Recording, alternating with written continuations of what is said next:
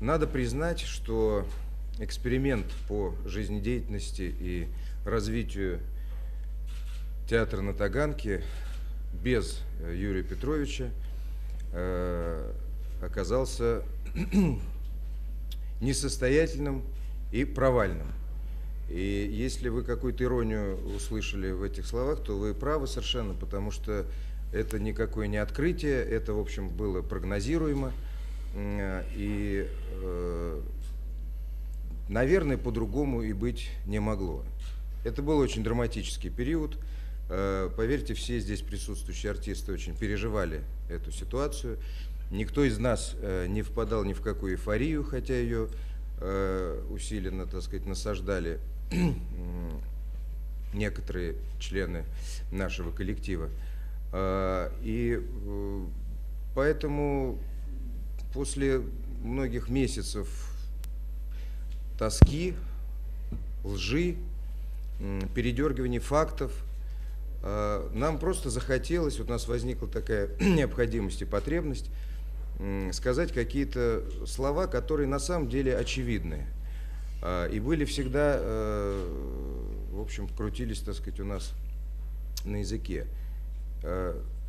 Без любимого этот театр жить, развиваться не может. Особенно если учесть, что через несколько кварталов от театра живет Юрий Петрович, полный творческих планов. И мы к этому относимся как к чудовищной такой исторической несправедливости, которая случилась, и к такому, ну, в общем, чудовищному такому недоразумению. Мы будем говорить от себя. Мы не представляем, так сказать, лицо театра или какие-то группировки. Вот каждый из нас будет говорить, так сказать, то, что он считает, свое мнение. Поэтому так может быть такой субъективный разговор у нас с вами получится. Я думаю, что если у вас какие-то вопросы возникнут, то мы с удовольствием на них ответим. Ну вот тема, так сказать, наверное, мною заявлена. Мы за то, естественно, чтобы Юрий Петрович Любимов работал, жил в театре, который он создал. Я думаю, что если мы покопаемся в памяти, мы не найдем в истории мирового театра аналогичного примера, когда на протяжении полувека живет театр, со дня его основания, так сказать, возглавляемый, за исключением каких-то печальных периодов, его основателем. Случай уникальный. Мы все не без гордости, так сказать, готовимся к 50-летней дате в следующем году. Хотя, как мы так думаем, 49 лет, который будет 23 апреля, тоже очень красивая цифра. С нынешним директором у нас замечательно строятся отношения. Мы очень рады его приходу, потому что увидели в нем профессионального человека, театрального до мозга костей, который, на наш взгляд, очень правильно оценил всю ситуацию, которая в театре сложилась. Он современный такой, так сказать, театральный менеджер, то, что мы о нем знаем. В беседе очень замечательный собеседник. Пока что чего-то большего сказать мы не можем, потому что он 6 марта только приступил к работе. То есть вот такие впечатления. Мы связываем с его приходом радужные надежды. Что касается Владимира Натановича Флейшера, который был нам назначен. И кроме того, он вообще творческий человек, поэт. У него несколько сборников стихов. Это, в общем, да, хорошо представляет директора. Действительно, да, филолог. Были такие филологические с ним споры замечательные. Вот. Так что мы надеемся, что с Владимиром Натановичем произойдут очень позитивные изменения, в которых мы нуждаемся. А что касается Юрия Петровича, мы просто хотим засвидетельствовать ему свое почтение. Общаемся мы с ним, кто-то еще с ним не общался. Я лично общался с ним по телефону. Очень был рад услышать его голос, бодрый, как всегда, превосходной дикцией. Как в дальнейшем будут складываться наши отношения с Юрием Петровичем,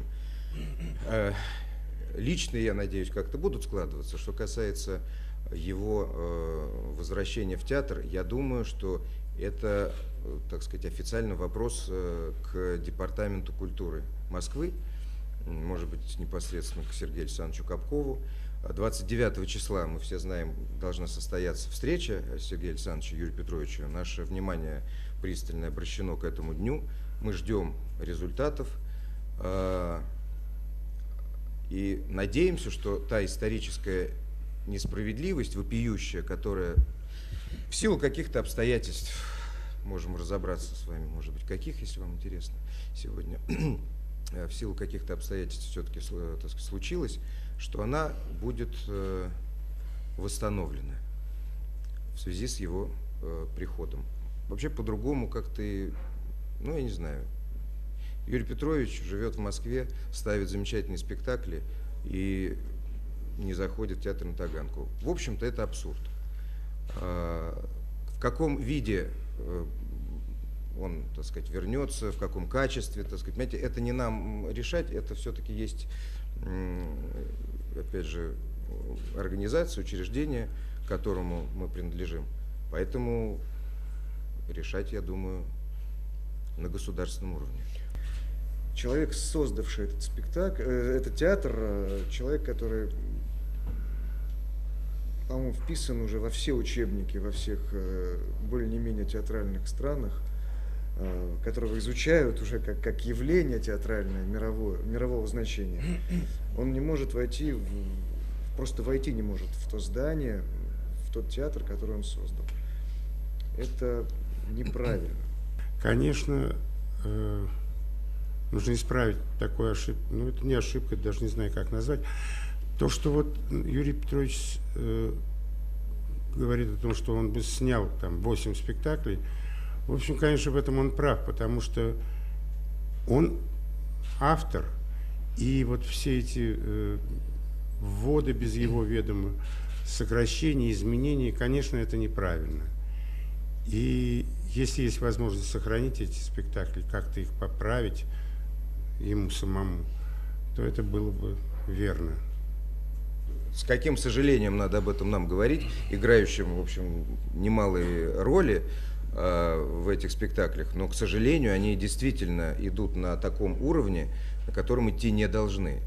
И единственная возможность это самому Юрию Петровичу их подтянуть, так сказать, подправить, восстановить, возможно, какие-то спектакли. Да, потому что спектакли-то, в общем-то, они не нам принадлежат. Я даже больше скажу, они даже не Юрию Петровичу принадлежат, если не брать какие-то юридические мотивы. Они как принадлежат истории русского театра. Поэтому это, наверное, наша общая, так сказать, задача этот репертуар сохранить и наследие это беречь. Сам Юрий Петрович говорил, что вот я его спросил, почему держится так долго спектакль, долго, там некоторые по 50 лет. Он говорит, потому что крепко сколочены, форма держит. И вот я думаю, что еще есть возможность все восстановить и поправить. Жалко, прекрасный спектакль. Мне кажется, что, как в любой семье, наверное, есть некие ценности, некие вещи, которые выше по уровню, чем выяснение отношений. И, наверное, кто-то должен сделать первый шаг. Вот, например, вот я поэтому здесь, да, потому что Юрий Петрович мой учитель и, собственно, человек, который открыл для меня дорогу сюда четверть века назад. Сейчас это кажется уже совершенно естественным, мы к этому привыкли, но когда-то это было так. И из тех материалов, допустим, публикаций того, что я видел с участием Юрия Петровича, конечно, он переживает эту ситуацию очень сильно. Это его авторский театр, это авторские спектакли. Так получилось, что теперь он не принимает в них участие. Естественно, для него это очень больно, и это видно из того, что он говорит, и Вот, поэтому, наверное, нужно делать шаги друг навстречу другу. Настроение у него бодрое, настроение у него хорошее. Он хорошо себя чувствует, слава тебе, Господи. Он оправляется, так сказать, после болезни, поднимает гантели. Вот. Возраст, благо, у него, в общем-то, еще совсем такой Юный. не солидный, 95 лет всего-навсего. Поэтому, естественно, знаете, это как бы оставляется за скобками. А как создатель, основатель театра может не хотеть вернуться в тот театр, который он создал? Тем более это уникальный исторический случай. Такого второго я не знаю просто. Чтобы полвека театр, значит, существовал как авторский театр со своим основателем. Я слушаю вас. Юрий Петрович, добрый день. Вас беспокоит и Тартас. В настоящий момент у нас идет пресс-конференция. Тимур Бадалбели от имени всех сказал, что ваш уход из театра на Таганке – это вопиющая историческая несправедливость. И что Таганка без любимого – это неудавшийся эксперимент, и что уровень сегодняшних спектаклей театра не тот. Они все заявили о своем желании видеть вас в театре. Что бы вы сказали, известно ли вам об этой инициативе? Ну, сейчас известен. Да, я знал, что у вас состоится это. Все-таки сказал. Да. Это Как? я знал, но, видите ли, это требуется, ведь этот вопрос будет решаться 29-го. И, видимо, министр Москвы примет это во внимание, я надеюсь.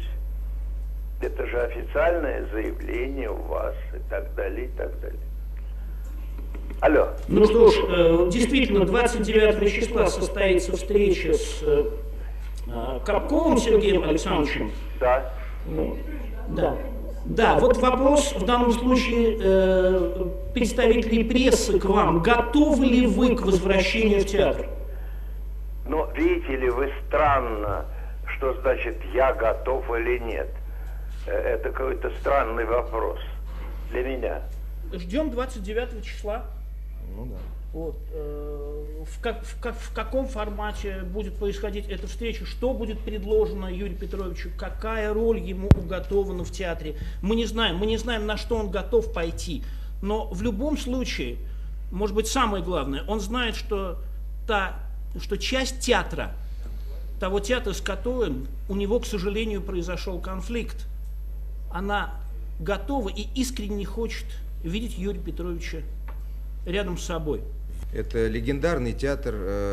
Конечно, трудно об этом говорить, когда ты находишься внутри, а то можно сойти с ума, что ты работаешь, так сказать. Это наша повседневность, это наши будни, но это бесспорно какая-то героическая страница нашего русского советского театра. Наверное, с этим спорить никто не будет. И почему мы так легко, с такими снисходительными улыбками должны ее, так сказать, перевернуть, не осознав, например, каких-то его последних уроков режиссерских, когда он делал какие-то открытия в последние годы, в последних спектаклях, когда не было, естественно, там, очередей от метро, не было спекулянтов с какими-то безумными предложениями на билеты, но когда была другая Таганка, с какими-то с новыми поисками форм, которая обрела себя и своего зрителя, обрела в другой стране, с другими государственными границами, в другом тысячелетии, и этот зритель верен этому театру. Вот эту страницу, мне кажется, перелистывать еще рано.